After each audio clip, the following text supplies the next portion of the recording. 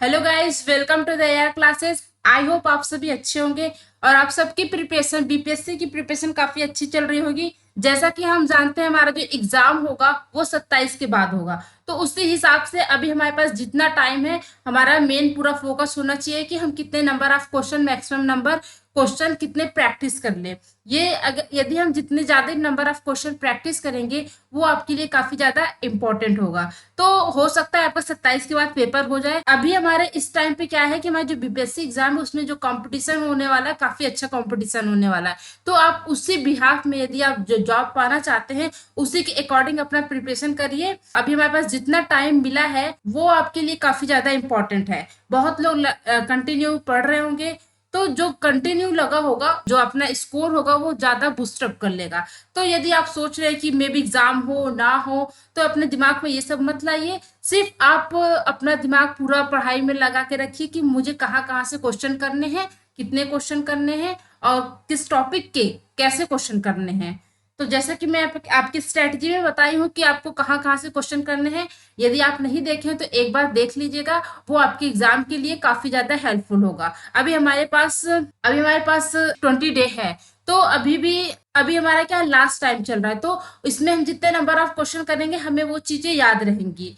तो मैं यहाँ पे लेके आई हूँ कुछ बेसिक क्वेश्चन माइक्रो प्रोसेसर के, आईओटी हो गया, C++ के, ये सारे कुछ क्वेश्चन बेसिक क्वेश्चन लेके आई हूँ जो आपके एग्जाम में पूछे जा सकते हैं। जैसा कि हम जानते हैं बीपीएससी एग्जाम में बेसिक से भी क्वेश्चन काफी पूछते हैं। उसमें कभी कभी क्या होता है कि हमें इतना बेसिक पूछ लेता है हम कंफ्यूज हो जाते हैं। तो यदि हम क्वेश्चन ज्यादा किए रहेंगे ना तो उस टाइम पे हमें काफी ज्यादा हेल्पफुल होगा। तो चलिए चलते हैं अपने क्वेश्चन की तरफ। ये हमारा है पहला क्वेश्चन। ये क्या बोल रहा है कि पहला क्वेश्चन क्या कह रहा है कि HLT ऑपकोड, जैसे कि माइक्रो प्रोसेसर में हम जानते हैं ऑपकोड होता है। HLT यहाँ पूछा है, HLT मीन्स क्या होता है, HLT मीन्स क्या होता है, ऑपकोड मीन्स क्या। जैसे आपका A+B, ये प्लस क्या है, वो है आपका ऑपरेटर, एंड ए और बी क्या है, आपका ऑपकोड है। तो यहाँ पे जो HLT है ऑपकोड, इसका मतलब क्या होता है। पहला फर्स्ट ऑप्शन क्या बोलता है, लोड द डेटा एक्यूमुलेटर। क्या बोला कि जो आपका एक्यूमुलेटर क्या होता है, एक रजिस्टर होता है। ये कहाँ होता है आपके, ये होता है आपके सीपीयू में। आपकी सेंट्रल प्रोसेसिंग जो यूनिट होती है उसमें क्या होता है, आपका एक्यूमुलेटर होता है, रजिस्टर होता है। तो ये क्या है, एक रजिस्टर है एक्यूमुलेटर, एक क्या है आपका रजिस्टर है। तो क्या बोल रहा है कि HLT मतलब होता है कि डेटा को लोड करना एक्यूमुलेटर में, इसका मतलब ये होता है। तो जैसे कि हम जानते हैं कि यदि हमें लोड कराना है किसी भी डेटा को, यदि हमें एक्यूमुलेटर में लोड कराना है, उसके लिए हम कौन सा ऑपकोड यूज करते हैं। जी हाँ, उसके लिए हम यूज करते हैं LDA। इसके लिए हम क्या यूज करते हैं, LDA। अब आते हैं अपने सेकंड ऑप्शन पे। Second option is say that store result in memory. ये क्या बोल रहा है कि मेमोरी जो है आपका, वहां पे रिजल्ट को स्टोर करने के लिए क्या HLT आउटपुट यूज होता है। यदि हम बात करते हैं स्टोर करना, मीन्स हमें मेमोरी में डेटा स्टोर करना है, उसके लिए हम STA का यूज करते हैं। इसका मतलब होता है कि डेटा को स्टोर करना। C option is a load accumulator with content of register. तो ये क्या बोल रहा है कि आप डेटा को तो लोड करा रहे हैं बट रजिस्टर का यूज करके, means with content of the register. तो इसके लिए हम कौन सा आउटपुट यूज करते हैं, क्या उसके लिए हम HLT यूज करते हैं। जी नहीं, इसके लिए हम यूज करते हैं हम LDAX। मीन्स हम अपना जो जो डेटा है उससे हम लोड तो करा रहे हैं, एक्यूमुलेटर में लोड तो करा रहे हैं, बट कैसे करा रहे हैं, इनडायरेक्ट वे में लोड करा रहे हैं। यहाँ पे हम क्या करा रहे हैं, रजिस्टर का यूज करके हम डेटा को लोड कर रहे हैं अपने एक्यूमुलेटर में। इसका मतलब इसके लिए हम कौन सा आपकोड यूज करेंगे, LDAX। अब आता है हमारा fourth option, end of the program. End of the program, जी हाँ, HLT थ्योरी ऑफ कंपटीशन यदि आपने पढ़ा होगा तो वहां पे आपने हॉल्ट पढ़ा होगा। जब आपकी ट्यूरिंग मशीन हॉल्ट करती है तो वही होता है HLT means end of the program. तो D is right option. HLT जो ऑपकोड होता है उसका मतलब होता है कि आपका जो प्रोग्राम है वो एंड हो गया है। आई होप ये क्वेश्चन आपको समझ में आया हो। तो डी क्या है आपका, D is the right answer. Let's move on the next question. It is the program counter in 8085 program microprocessor is 16-bit register because means बोल रहा है कि जो आपका प्रोग्राम काउंटर होता है, प्रोग्राम काउंटर क्या होता है, जी हाँ, प्रोग्राम काउंटर जो क्या कंटेंट करता है, नेक्स्ट एड्रेस को जो कंटेंट करता है वो होता है आपका प्रोग्राम काउंटर। उसके बाद क्या बोलता है कि प्रोग्राम काउंटर में 8085 microprocessor is 16 bit register, means इस माइक्रो प्रोसेसर में 16 बिट रजिस्टर है, because first one is it count the 16 bit at a time. B क्या बोलता है, there are 16 address line. C is it facilitates the user storing 16 bit data temporarily. D is it has the fetch to 18 bit data at a time. जी नहीं, इसके लिए इसका correct हमारा जो आंसर है वो है कि there is a 16 address line. यहाँ पे 16 एड्रेस लाइन होता है, इसलिए आपके 8085 माइक्रो प्रोसेसर में 16 बिट का रजिस्टर होता है। अब आते हैं अपने हम नेक्स्ट क्वेश्चन पे। Next question is a microprocessor is ALU. जो आपका माइक्रो प्रोसेसर क्या है, एक स्मॉल चिप होती है, वो किसकी तरह वर्क करता है, जो आपका सीपीयू होता है सेम उसी तरह आपका जो माइक्रो प्रोसेसर भी होता है, मीन्स वही वर्क करता है। सिर्फ सीपीयू हमारा क्या था, एक काफी इसका जो साइज था एक लार्ज था, बट इस लार्ज साइज को हम कन्वर्ट कर देते हैं एक स्मॉल चिप में, वही वर्क ये भी परफॉर्म करता है। तो इसमें ये क्या बोल रहा है कि आपके क्वेश्चन में माइक्रो प्रोसेसर इज एएलयू, आपके माइक्रो प्रोसेसर में एएलयू एंड क्या है, control unit on a single chip. क्या कंट्रोल यूनिट है? जी हाँ, हमारे जो माइक्रो प्रोसेसर है उसमें एएलयू होता है एंड कंट्रोल यूनिट होता है। सेकंड ऑप्शन क्या बोलता है, and memory on a single chip. जी नहीं, मेमोरी तो नहीं होता है हमारे माइक्रो प्रोसेसर में। सी ऑप्शन हमारा क्या होता है कि register unit and input output device. जी नहीं, इनपुट आउटपुट डिवाइस नहीं होता है। डी क्या बोलता है, register unit and control unit on a single chip. जी हाँ, आपका जो माइक्रो प्रोसेसर चिप होता है उसमें एएलयू होता है, देन उसके बाद आपका कंट्रोल यूनिट हो गया एंड आपका जो रजिस्टर होता है वो होता है। तो इसका राइट आंसर आपका क्या है, इसका राइट आंसर है आपका D. D is the right answer. Let's move on the next question. ये काफी बेसिक क्वेश्चन है, तो आप जल्दी जल्दी फास्टली आप इस क्वेश्चन को कर सकते हैं, बट ये ध्यान दीजिएगा कि जो कंसेप्ट है आपको वो याद होना चाहिए। Fourth question is the address bus of the any micro processor is always. Means जो एड्रेस बस होता है, जैसे कि हम जानते हैं कि कौन कौन सा हमारा बस होता है। फर्स्ट वन इज हमारा एड्रेस बस हो गया, सेकंड इज डेटा बस हो गया, एंड थर्ड हमारा क्या होता है, थर्ड क्या होता है, जी हाँ, कंट्रोल यूनिट बस होता है। मीन्स जो कंट्रोल करता है, मीन्स सारे चीजों को, इनपुट आउटपुट डिवाइस हो गया, मेमोरी होगा, सीपीयू होगा, कैसे किस तरीके से हमें डेटा को ट्रांसफर करना है, इस सारी चीज को कौन कंट्रोल करता है, आपका कंट्रोल यूनिट। बी क्या है आपका, डेटा बस हो गया, and first one is address bus. तो इसमें ये पूछा है कि जो आपका एड्रेस बस है क्या वो यूनिडायरेक्शनल होता है, बी इज बाई डायरेक्शनल होता है, या फिर यूनिडायरेक्शनल एंड बाई डायरेक्शनल होता है, या फिर नन ऑफ दिस। तो आप जानते हैं कि जो हमारा एड्रेस बस होता है, मीन्स मान लीजिए ये है आपका सीपीयू, ठीक है। तो सीपीयू क्या करता है, आपका जो इनपुट आउटपुट पोर्ट होता है, इनपुट आउटपुट जो पोर्ट होता है उससे क्या करता है, आपके एड्रेस को फेच करता है। मीन्स जो आपका एड्रेस बस होता है वो क्या होता है, यूनिडायरेक्शनल होता है। यदि हम बात करते हैं आपके डेटा बस की, डेटा बस हमारा क्या होता है, जी हाँ, हमारा जो डेटा बस होता है वो क्या होता है, बाई डायरेक्शनल होता है। हमारा जो डेटा बस होता है वो क्या होता है, बाई डायरेक्शनल होता है। एंड हमारा कंट्रोल यूनिट जो बस होता है वो क्या होता है, बाई डायरेक्शनल। ये भी क्या होता है, बाई डायरेक्शनल होता है। बट जब एड्रेस बस की बात करते हैं, ये क्या होता है, हमारा यूनिडायरेक्शनल होता है। हमारा जो एड्रेस बस होता है एक ही तरफ मूव करता है, एक टाइम पे दोनों तरफ मूव नहीं कर सकता है। तो ये था आपका फोर्थ क्वेश्चन। अब आते हैं अपने फिफ्थ क्वेश्चन पे। Fifth one is what? The address bus width of the microprocessor which is capable of addressing 64 kilobyte of the memory। इसमें ये बोल रहा है कि जो माइक्रो प्रोसेसर क्या होता है कि वो एड्रेस बिट मीन्स जो आपका एड्रेस बस का जो विड्थ है of the micro processor which is capable of addressing system. Means जो आपका माइक्रो जो प्रोसेसर है, आपका जो सीपीयू है वो क्या, उसका जो एड्रेस बस का विड्थ जो है कितना होना चाहिए कि वो जो मीन्स उस पर्टिकुलर जो मेमोरी है उसकी जो साइज है वो क्या है, 64 किलो बाइट है। जो मेमोरी है, जो आपकी पर्टिकुलर जो मेमोरी है वो कितनी है, 64 किलो बाइट है। मीन्स इसमें ये पूछा है कि कितना एड्रेस बस, जो आपकी एड्रेस बस होगी उसकी विड्थ कितनी होगी।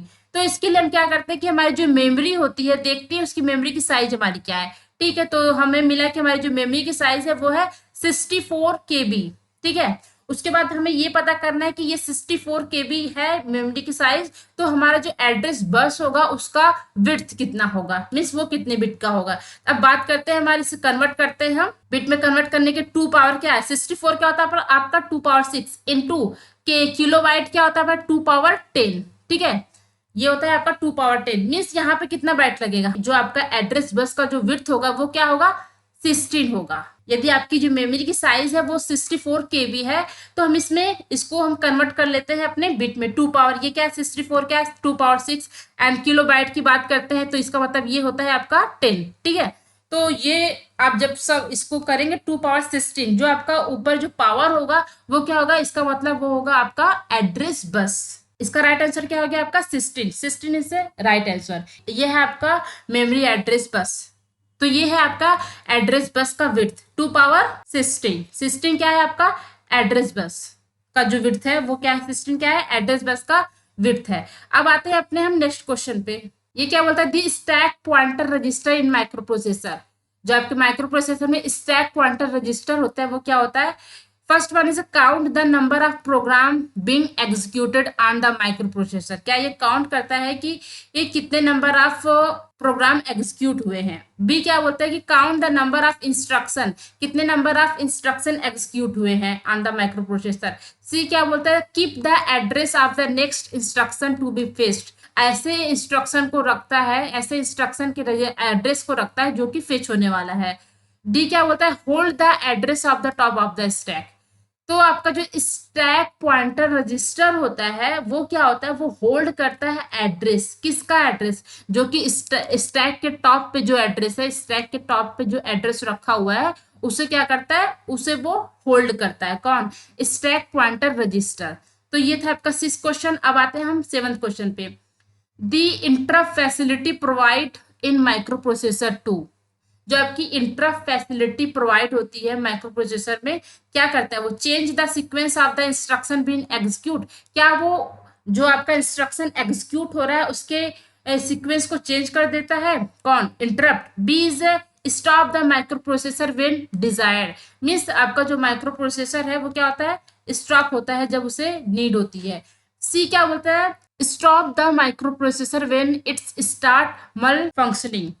डी क्या बोलता है keep a control on a working of a micro processor. यदि हम इंटरप्ट की बात करते हैं, मान लीजिए आपका कोई इंस्ट्रक्शन 1 इंस्ट्रक्शन 2 एग्जीक्यूट हो रहा है, बट इंस्ट्रक्शन 4 पे आपका क्या आ रहा है, एक इंटरप्ट आ रहा है। इंटरप्ट मीन्स क्या, सीपीयू को कुछ ऐसे इंस्ट्रक्शन आ रहे हैं कि इनपुट आउटपुट के थ्रू कुछ आपका क्या आ रहा है, इंटरप्ट आ रहा है कि हमें क्या चाहिए कि सीपीयू का एक्सेस हमें चाहिए।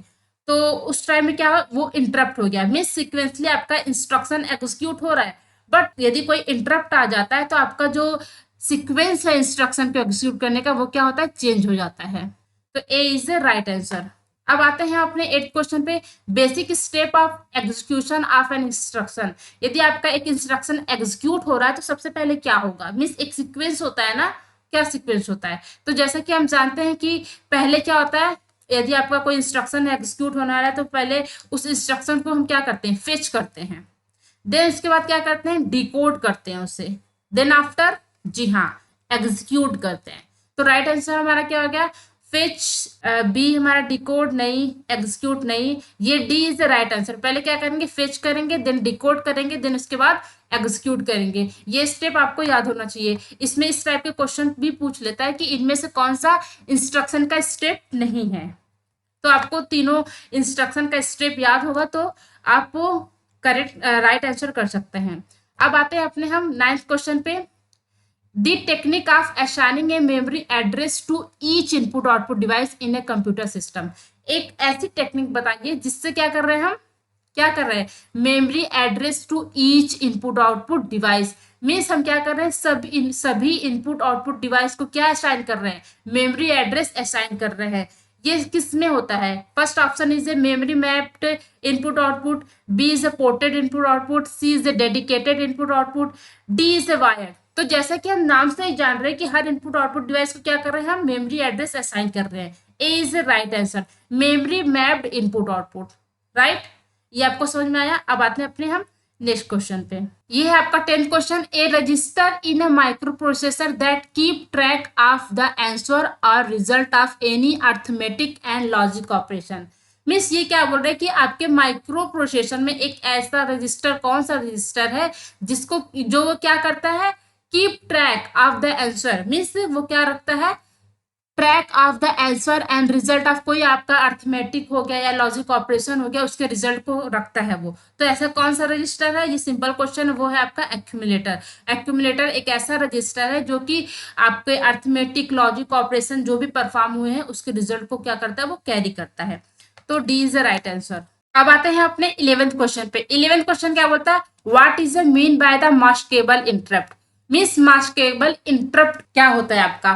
First one is an interrupt which can never be turn of, एक ऐसा इंटरप्ट जिसे हम कभी भी टर्न ऑफ नहीं कर सकते। B is a interrupt that can be turn off by the programmer, means एक ऐसा इंटरप्ट जिसे हम टर्न ऑफ कर सकते हैं प्रोग्रामर के थ्रू।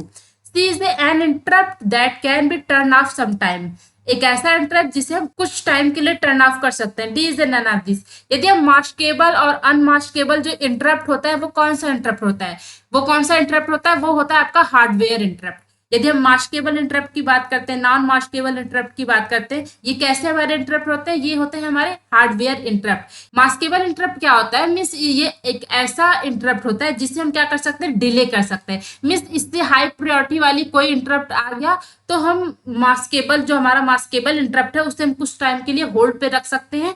हमारी जो हाई प्रायोरिटी की जो इंटरप्ट है उसे हम एग्जीक्यूट करते हैं। इसका मतलब क्या है कि हम एक, ये हमारा जो मास्केबल इंटरप्ट एक ऐसा इंटरप्ट है जिसे प्रोग्रामर के थ्रू हम टर्न ऑफ कर सकते हैं। बट जब नॉन मास्केबल इंटरप्ट की बात करते हैं तो जैसे नॉन मास्केबल इंटरप्ट आएगा हम तुरंत उसे क्या करते हैं, एग्जीक्यूट करना स्टार्ट कर देते हैं प्रोसेसर के थ्रू। तो हम बात कर लेते हैं हम कुछ हार्डवेयर इंटरप्ट के बारे में। हमारा कौन कौन सा हार्डवेयर इंटरप्ट होता है। ये पहला हो गया हमारा RST 7.5, ये कैसा इंटरप्ट है, ये है आपका मास्केबल इंटरप्ट। RST 6.5 ये भी आपका मास्केबल है। RST 5.5 ये भी आपका मास्केबल है।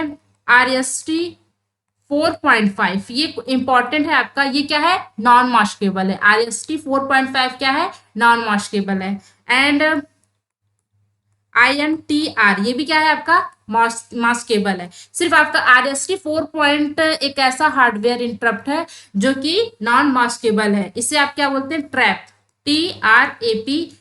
यदि आप TRAP लिखा है तो मीन्स क्या है, वो RST 4.5। यदि ट्रैप पूछे या RST 4.5 पूछे तो आपका क्या होगा, वो इंटरप्ट कैसा है, नॉन मास्केबल है। अब आते हैं अपने नेक्स्ट क्वेश्चन पे। What does micro processor speed depend on, means जो माइक्रो प्रोसेसर की जो स्पीड होती है वो किस पे डिपेंड करती है।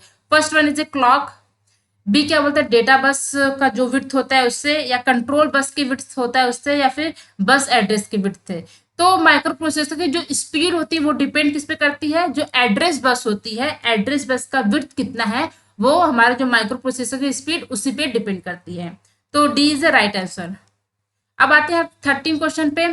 How is the width of the data bus typically major in microprocessor. Means यदि हम माइक्रो कंप्यूटर की बात करते हैं, हम माइक्रो क्या है, ये आपका माइक्रो कंप्यूटर में, माइक्रो कंप्यूटर सिस्टम में जो डेटा बस होता है उसकी विड्थ हम किस में मापते थे, उसका हम मापते थे हम इन बिट। बिट में हम जो आपका जो माइक्रो कंप्यूटर सिस्टम हुआ करता था उसमें जो आपका डेटा बस होता था उसकी विड्थ हम बिट में मापते थे। तो 13 क्वेश्चन था ये आपका। अब आते हैं अपने 14 क्वेश्चन पे। Which of the following is example of dynamic programming approach, इनमें से कौन सा एग्जाम्पल है डायनेमिक प्रोग्रामिंग का। तो जैसे कि आपको पता होना चाहिए कि कौन कौन सा हमारा डायनेमिक प्रोग्रामिंग के अंतर्गत आता है, मीन्स किस किस प्रॉब्लम को हम डायनेमिक प्रोग्रामिंग के एल्गोरिदम के थ्रू सॉल्व करते हैं, ये आपको पता होना चाहिए। तो यदि हम डायनेमिक प्रोग्रामिंग की बात करते हैं तो फेबोनाची जो सीरीज होगी उसे हम सॉल्व करते हैं, मीन्स ये क्या है, ये है डायनेमिक प्रोग्रामिंग का एग्जाम्पल। टावर ऑफ ना है, इसे भी हम सॉल्व करते हैं। एंड देन आप डिजस्ट्रा शॉर्टेस्ट पाथ, ये किसके थ्रू सॉल्व होता है, ये होता है आपके ग्रेडी अप्रोच के थ्रू। ग्रेडी अप्रोच के थ्रू हम डिजस्ट्रा शॉर्टेस्ट पाथ को सॉल्व करते हैं। तो हमें कुछ डायनेमिक जब प्रोग्रामिंग की बात कर रहे हैं तो इसे हमें पता होना चाहिए कौन कौन से प्रॉब्लम को सॉल्व करता है। तो आपका फर्स्ट हो गया Fibonacci series, B is tower of N. हम थर्ड की बात करते हैं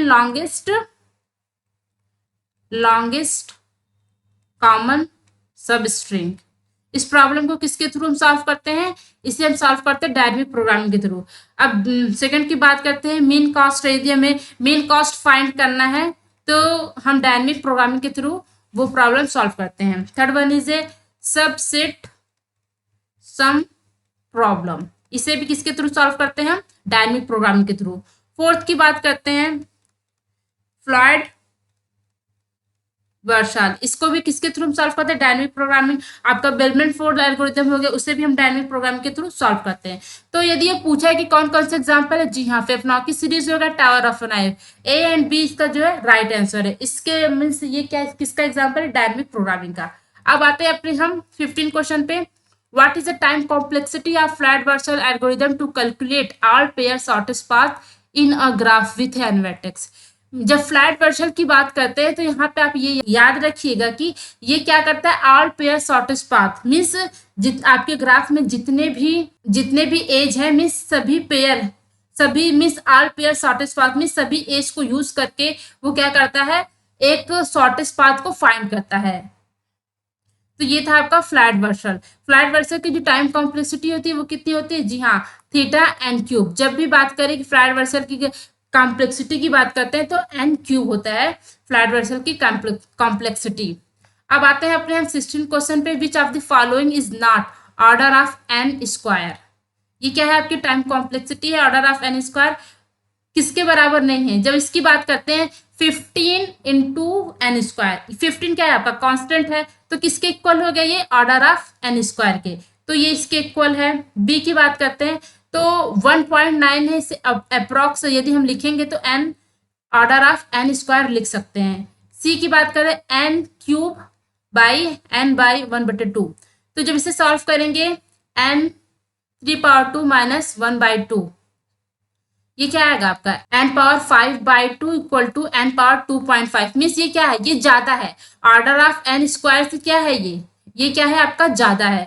तो सी आपका राइट आंसर होगा क्योंकि ये n स्क्वायर के इक्वल नहीं है। तो ये था आपका 16 क्वेश्चन। आई होप ये सिंपल क्वेश्चन था, आपको समझ में आया हो। अब आते हैं 17 क्वेश्चन पे।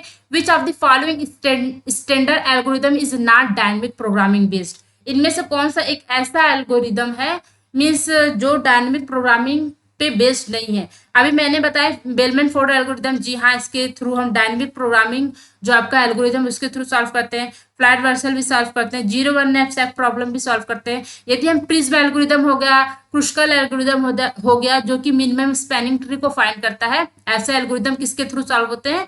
वो हम यूज करते हैं, ग्रीडी अप्रोच यूज करते हैं। तो इसका राइट आंसर आपका क्या हुआ? इसका राइट आंसर हो गया आपका डी। प्रिज्म हो गया, क्रुस्कल हो गया, ये किसके थ्रू सॉल्व होता है? जी हाँ, ये ग्रीडी अप्रोच के थ्रू सॉल्व होता है। D is the right answer. अब आते हैं अपने 18 क्वेश्चन पे। Which of the following is not backtracking algorithm? इनमें से कौन सा एक ऐसा प्रॉब्लम है जो बैक ट्रैकिंग एल्गोरिदम को यूज नहीं करता है? First one is a knight tour problem, B is a K and queen problem, tower of M colouring problem. तो इनमें से जो आपका टावर ऑफ हेराय जो होगा वो आपको पता होगा किस एल्गोरिदम को यूज करता है? जी हाँ, ये किसको यूज करता है? रिकर्शन एल्गोरिदम होता है आपका। रिकर्शन एल्गोरिदम के थ्रू हम क्या करते हैं? टावर ऑफ हेराय प्रॉब्लम को सॉल्व करते हैं। जब टावर ऑफ हेराय की बात करते हैं तो इसका जो एक रिकरेंस रिलेशन होता है, आपके एग्जाम में पूछा जाता है, वो इसका रिकरेंस रिलेशन क्या होता है? वो होता है आपका Tn इक्वल टू 2Tn-1 + 1। ये क्या है आपका? टावर ऑफ हेराय का रिकरेंस रिलेशन है। यदि इसमें बात करता है कि टावर ऑफ हेराय में टोटल नंबर ऑफ मूवमेंट कितने लगते हैं, यदि आपके पास n प्लेट है तो 2 पावर n-1 इतने कितना ये क्या लगेगा? मूवमेंट लगेगा, इतना मूव होगा। यदि इसकी कॉम्प्लेक्सिटी की बात करते हैं तो 2 पावर n मीन्स इसकी जो कॉम्प्लेक्सिटी होती है एक्सपोनेंशियल होती है। तो ये था टावर ऑफ हेराय के बारे में। अब आते हैं अपने हम 19 क्वेश्चन पे। 19 क्वेश्चन क्या बोलते हैं? Infix expression. ये क्या है आपका? इनफिक्स एक्सप्रेशन, इसे हम प्रीफिक्स में कन्वर्ट करना है। तो सबसे पहले हम क्या देखेंगे? सबसे पहले हम देखेंगे प्रायोरिटी किसकी ज्यादा है। पैरेंथेसिस है हमारा, इसकी प्रायोरिटी ज्यादा है, इसे हम सॉल्व करेंगे तो इसका जो प्रीफिक्स आएगा BC, आगे क्या हो गया आपका? ऑपरेटर, देन ये क्या हो गया आपका? ऑपरेंड हो गया, then into D, and then उसके बाद A+, ये है आपका ये है ऑपरेंड, ये ऑपरेंड, यहाँ पे क्या है 3 ऑपरेंड है। देन उसके बाद हम प्रीफिक्स में क्या होता है आपका, फिर हम क्या करेंगे स्कैन करेंगे, तो हमारा प्लस है एंड क्या है फर्स्ट ऑपरेटर हमारा प्लस है and second is A multiply. तो हमारी हाई प्रायोरिटी कौन सी है, हमारी हाई प्रायोरिटी है मल्टीप्लाई की। देन ये कहाँ जाएगा, ये प्रीफिक्स, यदि प्रीफिक्स है, ये प्रीफिक्स हमें कन्वर्ट करना है, देन ये क्या जाएगा दोनों ऑपरेंड के आगे जाएगा, ए प्लस इनटू ये क्या हो गया prefix minus B C D.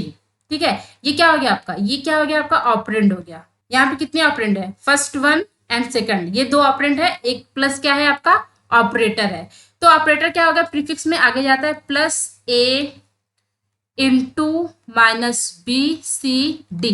तो ये क्या हो गया आपका प्रीफिक्स आ गया। तो राइट आंसर आपका क्या है A plus into B is a right answer. ये एक सिंपल क्वेश्चन था, आई होप आप इसे लगा लिए होंगे। अब आते हैं अपने हम 20 क्वेश्चन पे। 20 is the standard planning algorithm assume environment to be. यदि आप स्टैंडर्ड प्लानिंग एल्गोरिथम एज्यूम कर रहे हैं देन उसमें एनवायरनमेंट कैसा होना चाहिए। फर्स्ट वन इज क्या वो डिटर्मिनिस्टिक एंड फुल्ली ऑब्जर्वेबल होना चाहिए, B is neither deterministic not fully observable, and C is a deterministic but not fully observable, and D is a non-deterministic but fully observable। तो यदि हम standard planning algorithm की बात करते हैं तो उसमें हम हमारा जो इन्वायरमेंट डिटर्मिनिस्टिक भी होना चाहिए एंड फुल्ली ऑब्जर्वेबल भी होना चाहिए, A is the right answer.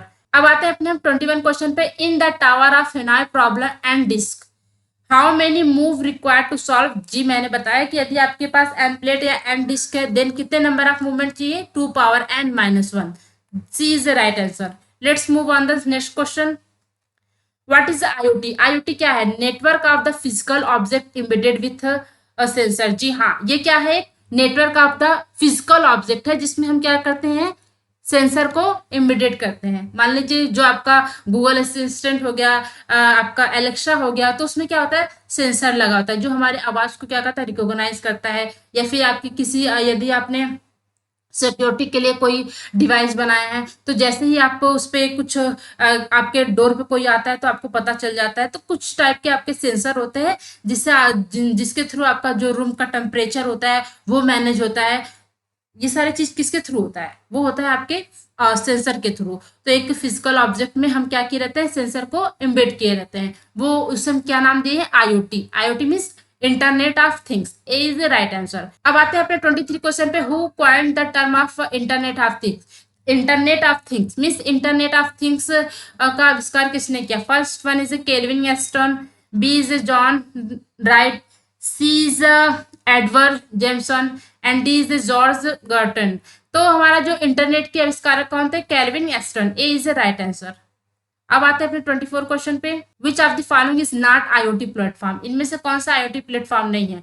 Amazon web service है, माइक्रोसॉफ्ट एज्योर है एंड सेल्सफोर्स है, बट फ्लिपकार्ट क्या है, फ्लिपकार्ट एक क्या है ई-कॉमर्स वेबसाइट है जिसके थ्रू क्या करते हैं मार्केटिंग जो फैसिलिटी होती है फ्लिपकार्ट पे वो प्रोवाइड होती है। ये कोई IoT का प्लेटफॉर्म नहीं है। यदि आपको पूछा जाता है कि इनमें से कौन कौन से IoT प्लेटफॉर्म है देन आपको पता होना चाहिए अमेजॉन वेब सर्विस है, माइक्रोसॉफ्ट एज्योर है, सेल्सफोर्स है, ये सारे क्या है IoT के प्लेटफॉर्म। अब आते हैं अपने 25 क्वेश्चन पे। Which layer is used for wireless connection in IoT device. कौन सा लेयर यूज करता है wireless connection in IoT device में, वो लेयर कौन सा आपका डेटा लिंक लेयर है। अब आते हैं अपने नेक्स्ट क्वेश्चन पे। व्हाट IoT कलेक्ट, जो आपका इंटरनेट ऑफ थिंग्स है वो क्या कलेक्ट करता है, क्या वो डिवाइस डेटा को यूज करता है कलेक्ट करता है या मशीन जनरेटेड डेटा या फिर सेंसर डेटा या ह्यूमन जनरेटेड डेटा। जो आपका IoT जो होता है वो क्या कलेक्ट करता है, वो कलेक्ट करता है मशीन जनरेटेड डेटा, मशीन के थ्रू जो जनरेट हुए डेटा उसे कलेक्ट करता है।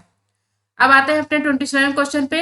What does A class C++ हो। जो C++ है वो क्या होल्ड करके रखता है, मीन्स जो C++ में हम जो क्लास यूज करते हैं वो क्या होल्ड करके रखता है, वो क्या होल्ड करके रखता है डेटा एंड फंक्शन दोनों को क्या करता है होल्ड करके रखता है। अब आते हैं हम 28 क्वेश्चन पे। Which of the following is valid class declaration. जैसा कि हम जानते हैं यदि हम C++ में क्लास को क्या करते हैं डिक्लेरेशन करते हैं तो सबसे पहले क्या करते हैं क्लास डिक्लेयर करते हैं। पहले लिखते हैं हम क्लास, देन उसके बाद उसका नाम, देन उसके बाद कर्ली ब्रैकेट, देन लास्ट हम क्या करते हैं डिक्लेरेशन के बाद हम क्या यूज करते हैं सेमीकोलन यूज करते हैं। तो इस बिहाफ में B एंड C जो हो गया वो आपका कट गया। एंड यहाँ पे फर्स्ट क्या लिखते हैं हम क्लास, तो A is the right answer. Class int x then semicolon ये क्या है आपका, इस तरीके से हम क्या करते हैं, क्लास को डिक्लेयर करते हैं। ये वैलिड क्लास डिक्लेरेशन है आपके C++ के। अब आते हैं अपने 29 क्वेश्चन पे। कंस्ट्रक्टर आर यूज टू, जो आपका जो कंस्ट्रक्टर है उससे किस लिए यूज करते हैं, जी हाँ, इनिशियलाइज द ऑब्जेक्ट, ऑब्जेक्ट को इनिशियलाइज करने के लिए। अब आते हैं अपने 30 क्वेश्चन पे। Which of the following describe the protected access specifier, इनमें से कौन सा प्रोटेक्टेड एक्सेस स्पेसिफायर को डिस्क्राइब करता है। A is a variable is a visible only outside inside the block. B क्या बोलते हैं, variable is visible everywhere. C बोलता है the variable is visible its block and its derive class. जी हाँ, जो आपका प्रोटेक्टेड एक्सेस स्पेसिफायर का बात करते हैं, इसका मतलब एक ऐसे वेरिएबल विजिबल जो ब्लॉक में विजिबल होगा एंड कहाँ, डिराइव क्लास में विजिबल होगा। सी इज द राइट आंसर। ये था आपका लास्ट क्वेश्चन। आई होप ये सारे क्वेश्चन आपको काफी ज्यादा हेल्पफुल होंगे। Thank you for watching. यदि आपको ये वीडियो अच्छी लगे सो प्लीज सब्सक्राइब करिए एंड लाइक करिए।